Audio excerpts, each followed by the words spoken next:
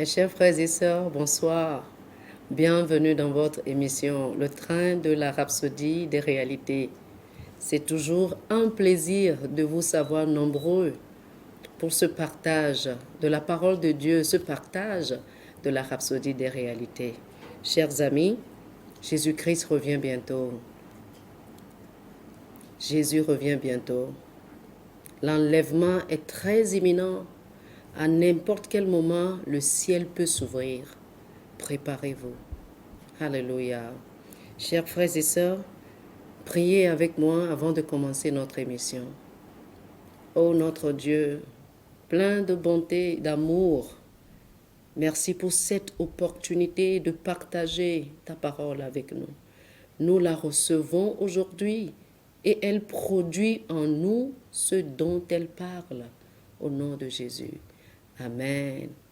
Mes amis, encore une fois, bienvenue dans votre émission, Le train de la rhapsodie des réalités. L'émission de ce soir va couvrir l'étude de la rhapsodie des réalités du 15 au 21 janvier. Du 15 au 21 janvier, je vous invite à prendre votre rhapsodie. Chers frères et sœurs, commençons avec le premier numéro de la soirée.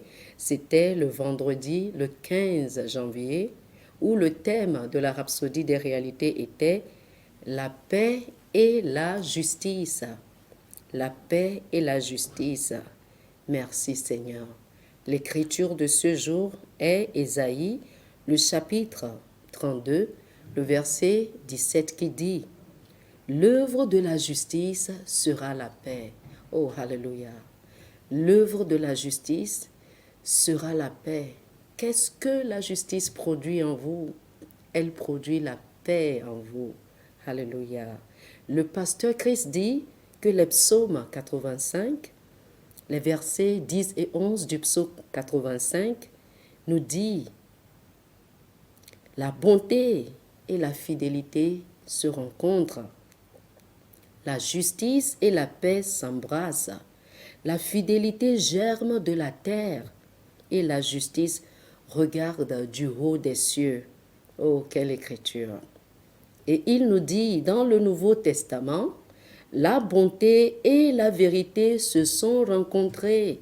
La justice et la paix se sont embrassées. Romains le chapitre 5, le verset 1 nous dit, étant donc justifiés par la foi, nous avons la paix avec Dieu par notre Seigneur Jésus-Christ. Amen. Le mot grec traduit par justifié est dikaio, qui signifie être acquitté et déclaré juste. Maintenant que vous avez déclaré juste et que vous êtes en règle avec Dieu par la foi, vous êtes en paix avec Dieu par notre Seigneur Jésus-Christ. Alléluia. Vous ne faites plus qu'un avec lui. Le mot paix est le mot grec airéné ou bien ériréné qui signifie être à nouveau unis, être en harmonie, en concorde, en sécurité avec Dieu. Vous n'avez pas à craindre qu'un jour, Dieu vous rappelle tous vos torts et vous punisse pour vos péchés. Pourquoi? Parce que vous êtes rentrés chez lui. Vous êtes maintenant en repos en lui à travers Jésus-Christ. Il a rendu cela possible.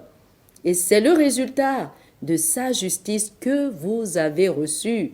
Il vous a ramené à lui. Oh, alléluia. La paix et la justice. Le samedi, le 16 janvier, chers amis, le thème de la rhapsodie des réalités était « Les louanges doivent avoir un contenu ». Les louanges doivent avoir un contenu. L'écriture de ce jour était Hébreux, le chapitre 13, le verset 15, qui dit ceci. « Par lui, offrons sans cesse à Dieu un sacrifice de louange, c'est-à-dire le fruit de lèvres qui confessent son nom. Alléluia. Lorsque nous parlons de la louange dans le Nouveau Testament, nous dit le pasteur Chris, nombreux sont ceux qui ne comprennent pas ce que c'est. La louange est l'expression profuse de notre appréciation de la bonté, des bénédictions, de la gentillesse et de la justice de Dieu. C'est l'appréciation ou la confession de son caractère. Lorsque vous dites « Seigneur, tu es bon, tu es gentil, tu m'as béni, tu es juste, etc. » vous êtes en train de définir et d'apprécier son caractère. C'est ça la louange. Le pasteur nous dit, lorsque vous adorez le Seigneur dans cette lumière, cela montre qui il est dans votre vie. Cela le sépare de tous les autres et de tout le reste. Et lorsque vous le remerciez pour sa bonté, ses provisions, ses bénédictions et toutes les choses merveilleuses qu'il a faites dans votre vie, vous lui attribuez ses belles œuvres. Alléluia. Le résultat nécessaire est qu'il fera de plus grandes choses dans votre vie. Amen. Vous avez peut-être entendu certaines personnes dire, eh bien, n'importe qui peut adorer de la manière qu'il choisit. Je peux décider de me taire et d'adorer Dieu dans ma pensée. Il dit, c'est faux. C'est faux. Oui, Dieu sait ce qu'il y a dans votre cœur. Et pourtant, Jésus a dit dans Luc, le chapitre 11, le verset 2, « Quand vous priez, dites. » Quand vous priez, dites. Il n'a pas dit, quand vous priez, pensez. L'adoration doit avoir un contenu. Oh, alléluia. Dans l'Ancien Testament, nous dit-il, lorsque les prophètes et les prêtres priaient, le contenu de leur prière était écrit pour nous, ce qui montre qu'ils le vocalisaient. De même, quand Jésus priait, il parlait, de telle sorte que les autres l'entendaient. Il ne se contentait pas de penser dans son esprit. Oh, alléluia! C'est la même chose avec l'adoration. Nous adorons Dieu par l'esprit et par la parole. C'est-à-dire nous l'adorons en esprit et en vérité. Merci Seigneur Jésus. Mes chers frères et sœurs, le dimanche, le 17 janvier, c'est le jour qui a suivi, le thème de la rhapsodie des réalités était « Reconnaître notre autorité en son nom ».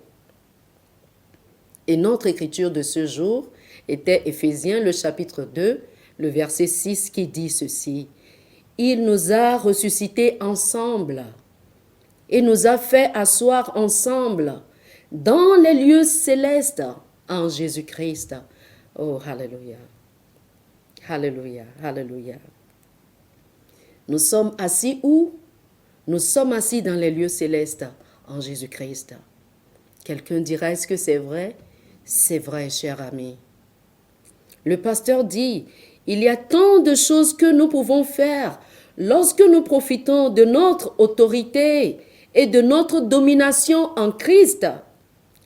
Trop de chrétiens se sont tus sur trop de choses, vivant comme s'ils étaient des victimes dans la vie. Je refuse d'être une victime. Je règne dans cette vie. Oh, alléluia. Le pasteur dit non. Vous ne devez pas vivre comme une victime. Non. Prenez les choses en main. Vous êtes en fonction. Vous êtes au contrôle. Prenez les choses en main. Vous êtes assis avec Christ à la place du pouvoir, à la place d'autorité. Vous êtes cette autorité-là sur la terre, chers amis. Vous êtes une autorité. Le pasteur dit, vous avez sa domination. Elle est à vous de droit. Alors, utilisez-la. Ne vous taisez pas. Il dit, Arrangez les choses dans votre vie, dans votre foyer, dans votre ministère, dans votre maison, dans votre travail, dans vos affaires, dans votre ville, dans votre pays même, en utilisant le nom de Jésus. Ce nom, oh hallelujah, écoutez ceci mes amis, ce nom est plus grand que tout gouvernement ou institution. Ce nom est plus grand que tout nom ou titre qui pourrait être conféré tant dans ce monde que dans le monde à venir. Oh hallelujah.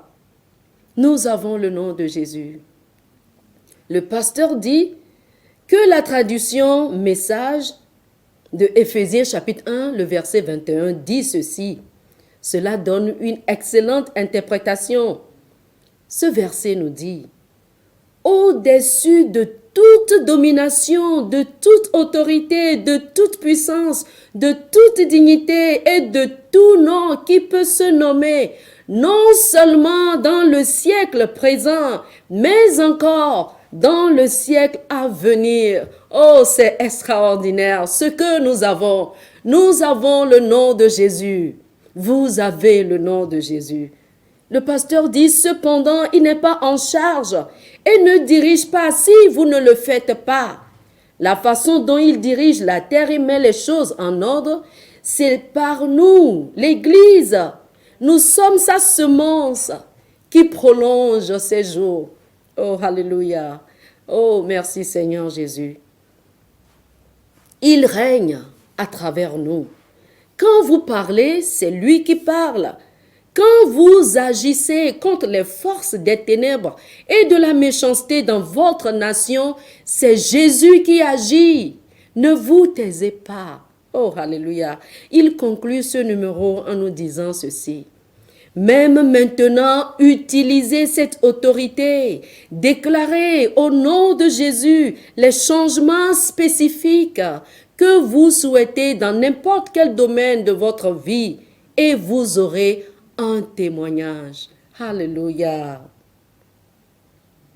Merci, mon Dieu. Le lundi, chers amis, le thème de la rhapsodie, c'était le glorieux résultat de ses souffrances. C'était le lundi, le 18 janvier, où le pasteur nous parle du glorieux résultat de ses souffrances. L'écriture de ce jour était 2 Pierre chapitre 1, le verset 3, qui dit ceci. Comme sa divine puissance nous a donné tout ce qui contribue à la vie et à la piété, au moyen de la connaissance de celui qui nous a appelés par sa propre gloire et par sa vertu. Oh, amen. Le temps nous fait défaut pour expliquer tout cela. Le pasteur Christ dit, le chrétien est appelé à une vie de gloire et d'excellence. Il est le fruit de la souffrance du Christ. La Bible parle des souffrances du Christ et de la gloire qui doit suivre dans 1 Pierre chapitre 1, le verset 11. Vous êtes la gloire qu'il a prévue, pour laquelle il a enduré la croix et méprisé la honte. Vous êtes le glorieux résultat de sa souffrance. Oh, alléluia. Jésus-Christ est l'effusion de la gloire du Père, l'image expresse de sa personne, comme nous le dit Hébreux chapitre 1, le verset 3. Et le pasteur de nous dire, et c'est exactement ce qu'il a fait de vous, car la Bible dit, tel il est, tel nous sommes aussi dans ce monde. Il a dit dans Jean chapitre 17, le verset 22, je leur ai donné la gloire que tu m'as donnée. Oh, alléluia. Je leur ai donné la gloire que tu m'as donnée, afin qu'ils soient un, comme nous sommes un. Vivez avec cette conscience chaque jour. Cette conscience que vous êtes la gloire de Dieu. Le pasteur nous dit, 2 Corinthiens chapitre 3, le verset 18, l'explique un peu plus. il nous fait savoir que la parole de Dieu est un miroir. La Bible nous dit, nous tous qui, le visage découvert, contemplons comme dans un miroir la gloire du Seigneur, nous sommes transformés en la même image, de gloire en gloire, comme par le Seigneur l'Esprit. Alléluia, oh Alléluia, Alléluia. Le miroir reflète tout ce qui est placé devant lui. Si vous tenez un miroir devant vous, vous verrez votre propre reflet. La parole de Dieu est un miroir et l'image de vous qu'elle reflète est la gloire de Dieu. C'est ce que vous êtes vraiment. Vous êtes la gloire de Dieu. Oh, alléluia. Le mardi, chers frères et sœurs, le 19 janvier, le thème de la rhapsodie des réalités était « La parole de foi dans votre bouche ». L'écriture de ce jour était Romains, le chapitre 10, le verset 8 qui dit ceci. « Que dit-elle donc ? La parole est près de toi, dans ta bouche et dans ton cœur. Or, c'est la parole de la foi que nous prêchons. » Oh, alléluia. Alléluia. Le pasteur dit, la parole de Dieu dans votre bouche, c'est là où se trouve la victoire. Ce n'est pas quand elle se trouve dans votre Bible, mais c'est quand elle se trouve dans votre bouche que vous avez la victoire. 2 Corinthiens chapitre 4, le verset 13 dit, « Et comme nous avons le même esprit de foi qui est exprimé dans cette parole de l'Écriture, j'ai cru, c'est pourquoi j'ai parlé. Nous aussi, nous avons cru, et c'est pour cela que nous parlons. Vous êtes un vainqueur en Jésus-Christ, et vous maintenez cette victoire par vos paroles remplies de foi. Vous maintenez cette victoire par vos paroles, vos déclarations de foi. Peu importe ce qui se passe autour de vous, parlez comme un vainqueur. Parlez la justice de Dieu. Parlez le succès. Déclarez la gloire et l'excellence, quel que soit ce que vous traversez, quel que soit ce que vous avez comme défi. Déclarez votre victoire. Oh, alléluia. Les vainqueurs ne parlent pas de foi, nous dit le pasteur. Ils ne parlent pas de manque ni de faiblesse. Ils parlent de la sagesse de Dieu. La sagesse de Dieu, chers amis, c'est la parole de Dieu. La Bible a dit dans 1 Corinthiens chapitre 2, les versets 6 et 7, « Cependant, c'est une sagesse que nous prêchons parmi les parfaits, sagesse qui n'est pas de ce siècle, ni des chefs de ce siècle qui vont être anéantis. D'autres peuvent s'accrocher aux ténèbres du monde actuel, nous dit le pasteur. Ils peuvent s'accrocher à la décimation des marchés mondiaux et des économies sur le plan mondial. Il dit, aucun de ces éléments ne devrait vous émouvoir parce que vous n'êtes pas de ce monde. Nous sommes dans le monde, mais nous ne sommes pas de ce monde. Il dit, quand les hommes sont abattus, quand vient l'humiliation, vous devriez dire, je suis élevé, un héritage délicieux m'est échu. Une belle possession m'est accordée. J'ai un bon héritage. Ma prospérité est indépendante des circonstances. Faites cette déclaration. Le pasteur dit, c'est ainsi que les vainqueurs parlent. Ils répondent aux circonstances et aux situations par la parole de Dieu et non par des pleurs et non par des cris, mais c'est par la parole de Dieu, parce que les circonstances répondent uniquement à la parole de Dieu, mes frères et sœurs. Les circonstances de votre vie répondront uniquement à la parole de Dieu que vous allez déclarer. Oh, merci Seigneur.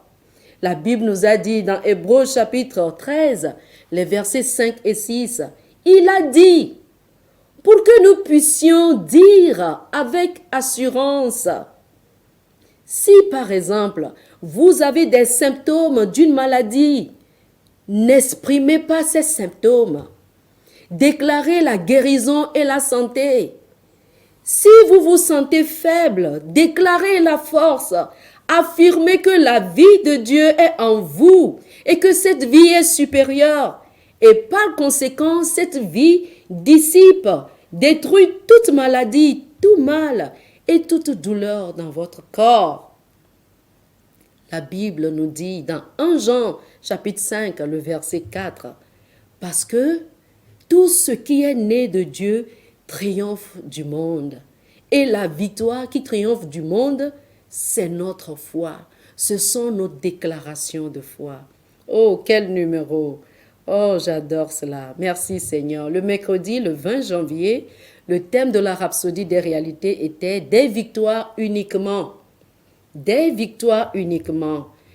L'écriture du jour est Proverbes chapitre 4, le verset 18 qui dit « Le sentier des justes est comme la lumière resplendissante, dont l'éclat va croissant jusqu'au milieu du jour. » Amen. En Christ, nous avons la vie transcendante. Nous gagnons toujours. Je gagne toujours. Nous avons une vie toujours joyeuse, avec un pouvoir sur les crises et une domination sur les circonstances. C'est notre vie normale en Christ. Cela signifie-t-il qu'en tant que chrétiens, nous ne sommes pas confrontés à des défis? Non, ce n'est pas ce que cela signifie. Cela signifie plutôt que, quelle que soit l'ampleur ou la férocité des défis auxquels nous sommes confrontés, il n'y a qu'une seule issue. Nous gagnons. Oh, alléluia. Nous gagnons toujours. Quel que soit ce défi, nous triomphons toujours. Le pasteur dit, vous ferez face à des épreuves, des tests, des difficultés. Mais la parole de Dieu dit, dans Romains, chapitre 8, le verset 37, dans toutes ces choses, nous sommes plus que vainqueurs.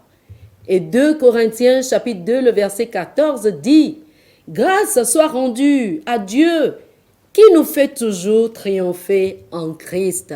Oh, alléluia, des victoires uniquement. Aujourd'hui, le 21 janvier, jeudi, le 21 janvier, le thème de la rhapsodie des réalités est « Voyez par la parole et parlez en conséquence ». Je vois par la parole et je déclare ce que je vois.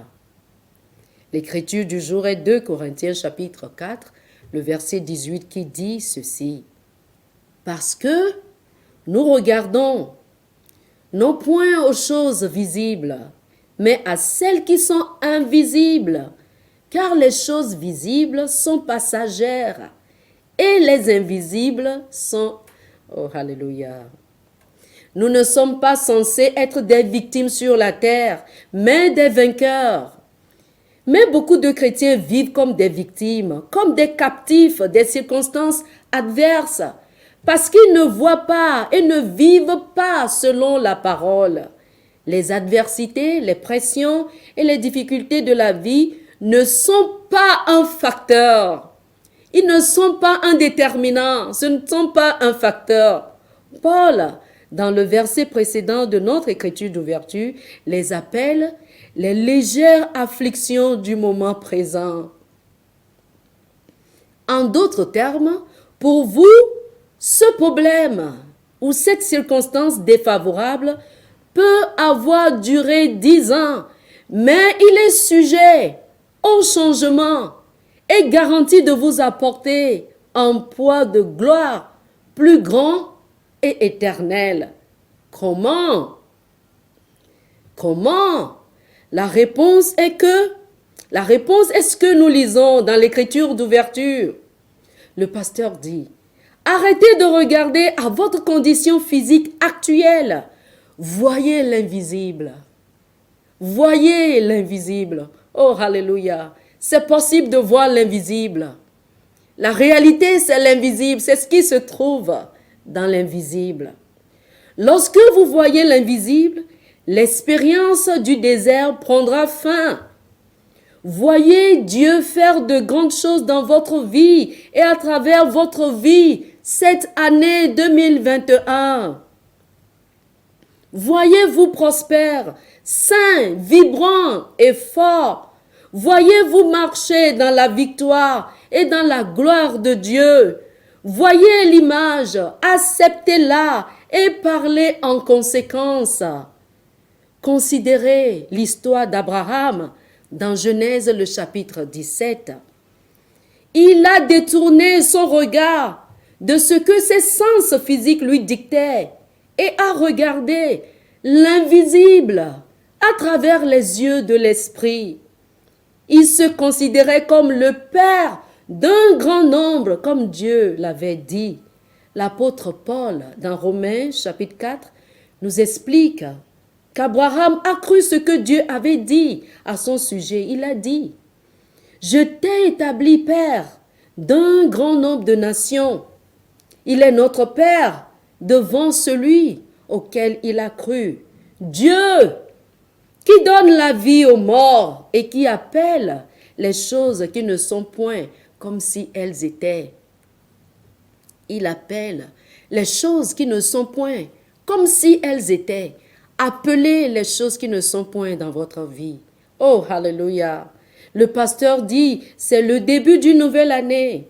Une chose que vous devez faire consciemment et avec constance chaque jour est de déclarer avec audace qui vous êtes vraiment.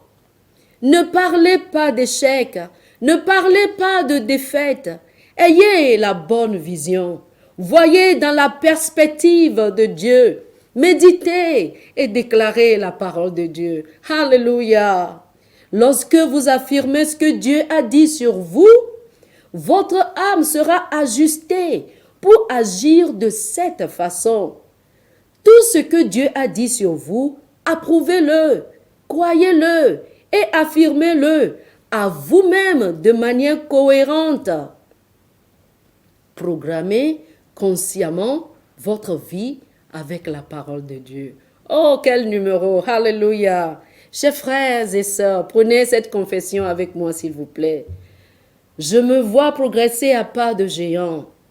Mon chemin est celui du juste qui brille de plus en plus jusqu'au jour parfait.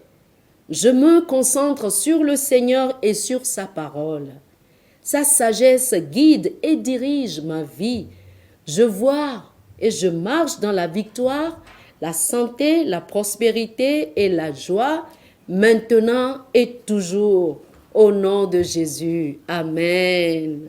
Pour une étude approfondie sur ce sujet, je vous invite à lire 2 Corinthiens chapitre 5, le verset 7 et Hébreux le chapitre 12, le verset 2.